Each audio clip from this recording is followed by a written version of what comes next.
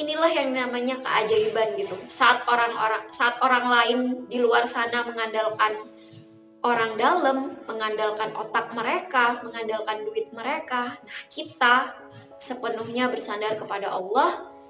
Nah, salah satunya adalah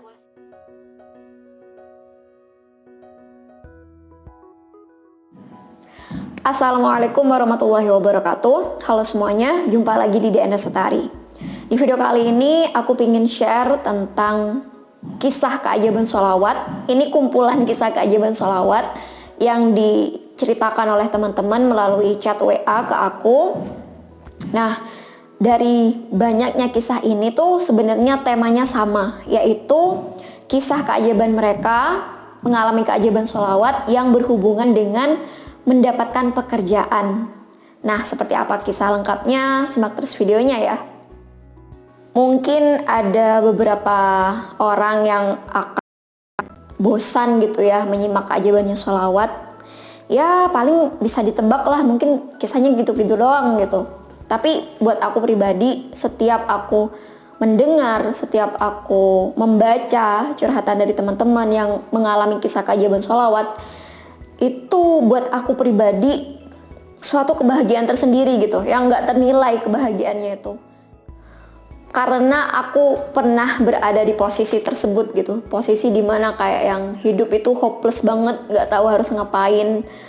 Dan alhamdulillah dikenalkan dengan amalan sholawat, jadi tahu gitu ya caranya bergantung kepada Allah, pasrah kepada Allah dengan wasilah ngamalin sholawat gitu. Nah, makanya kalau ada teman-teman yang bercerita tentang kisah keajaiban sholawatnya, itu aku bener-bener kayak ikut merasakan kebahagiaan yang mereka rasakan gitu. Dan buat aku pribadi, kisah-kisah dari orang-orang di sekitar aku itu justru bisa membuat aku semangat lagi gitu. Kalau misalnya lagi kayak mulai kendor gitu ya ngamalin sholawatnya, mulai ada rasa kayak yang ini nggak ada hasilnya. Tapi setelah mendengar kisah-kisah mereka, itu alhamdulillah jadi termotivasi lagi gitu. Jadi kalau aku sendiri, aku tidak akan pernah bosan-bosannya untuk menceritakan kisah keajaiban sholawat, karena siapa tahu ini akan membuat orang-orang yang menonton video aku kayak punya harapan gitu loh, kayak punya jalan gitu loh dengan wasilah ngamalin sholawat ini.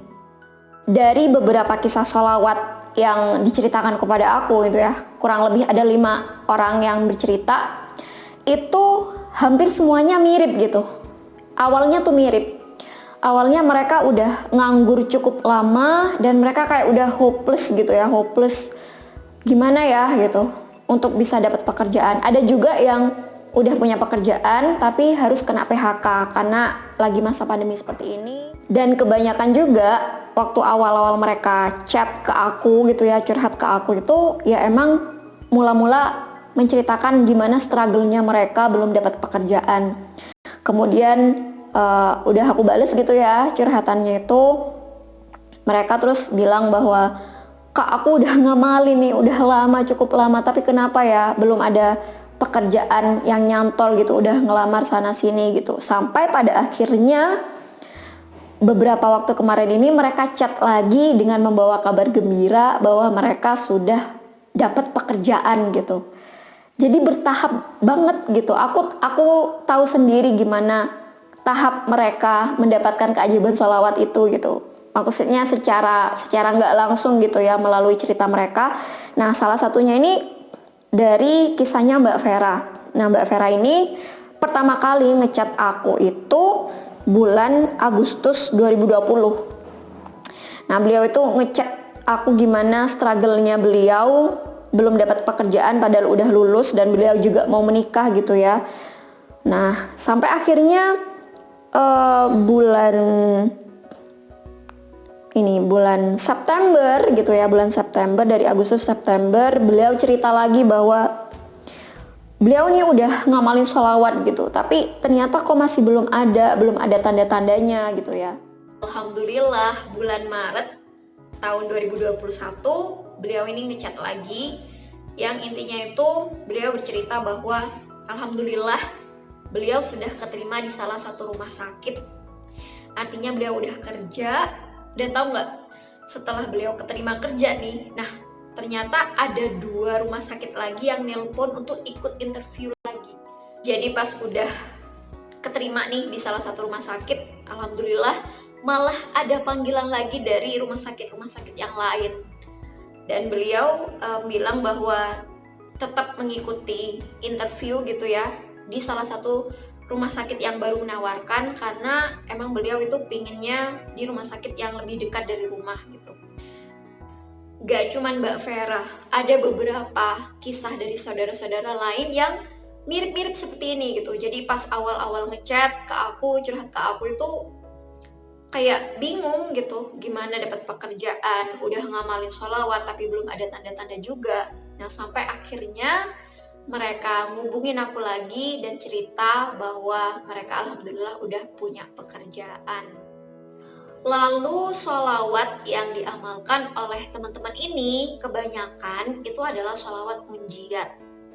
Nah emang salah satu fadilahnya sholawat munjiat itu adalah sholawat yang emang untuk hajat gitu ya. Jadi kalau pingin sesuatu yang benar-benar teman-teman pingin raih gitu ya melalui wasilah ngamalin sholawat, berdoa kepada Allah, nah itu bisa dengan ngamalin sholawat munjiat.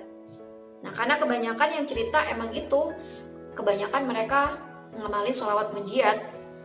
Ada juga yang ngamalin sholawat Jibril dan juga sholawat yang biasanya gitu ya, Allahumma sholli ala sayyidina Muhammad.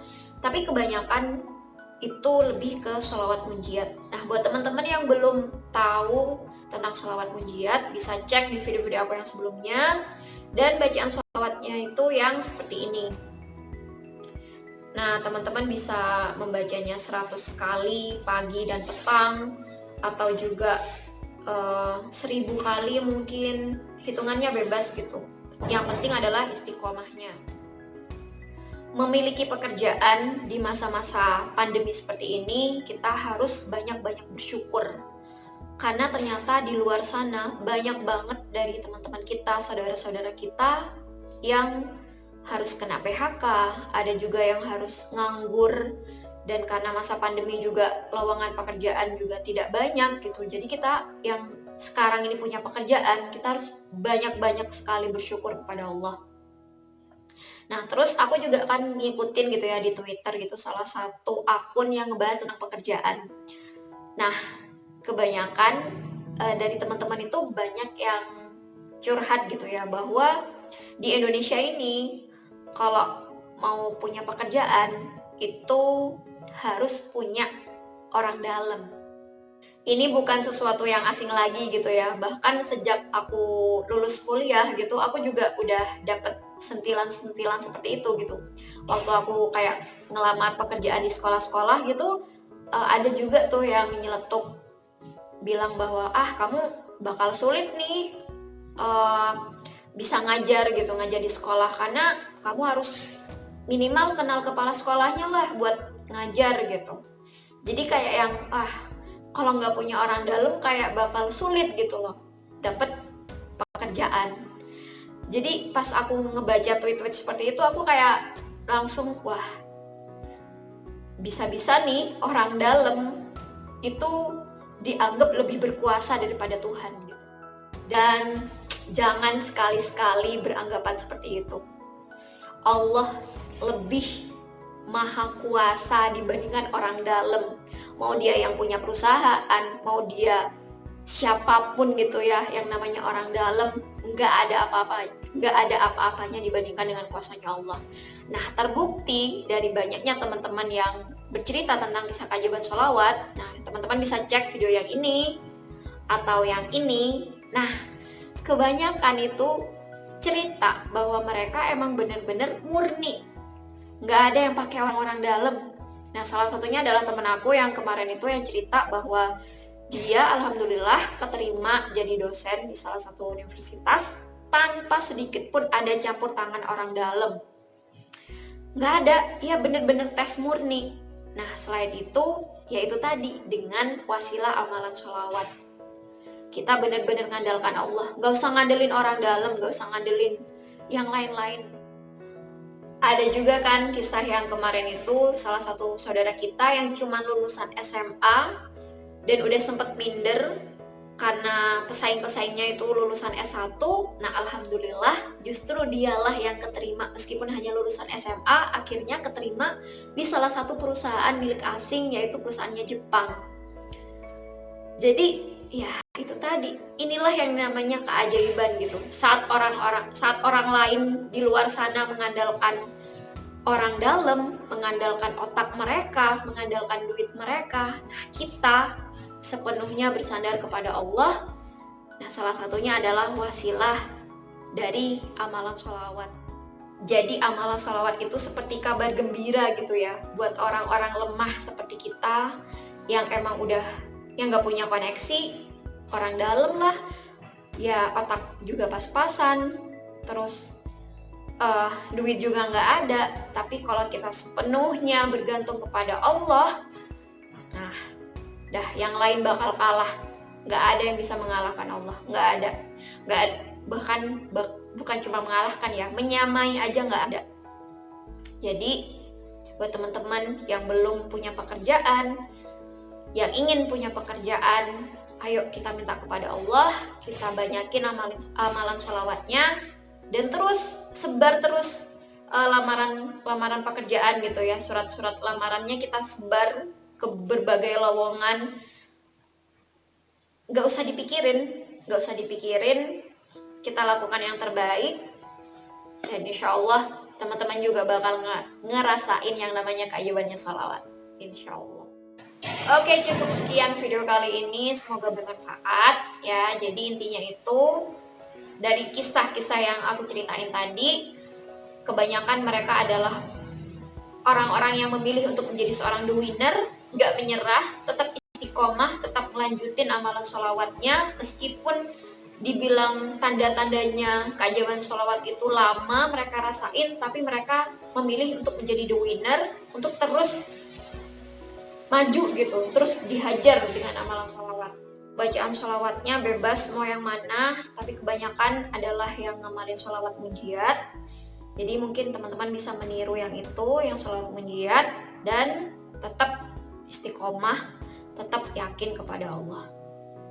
Oke, cukup sekian video kali ini, semoga bermanfaat. Sampai jumpa lagi di video-video yang selanjutnya, insya Allah. Terima kasih. Wassalamualaikum warahmatullahi wabarakatuh. Bye bye.